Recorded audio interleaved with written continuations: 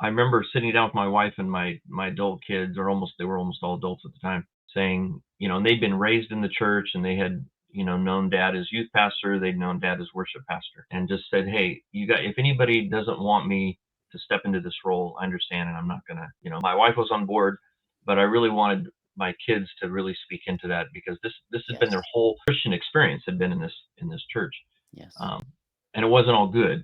And I love some of the things about our heritage, but we were independent, fundamental, and there was some flavors of legalism that Yes. comes with that.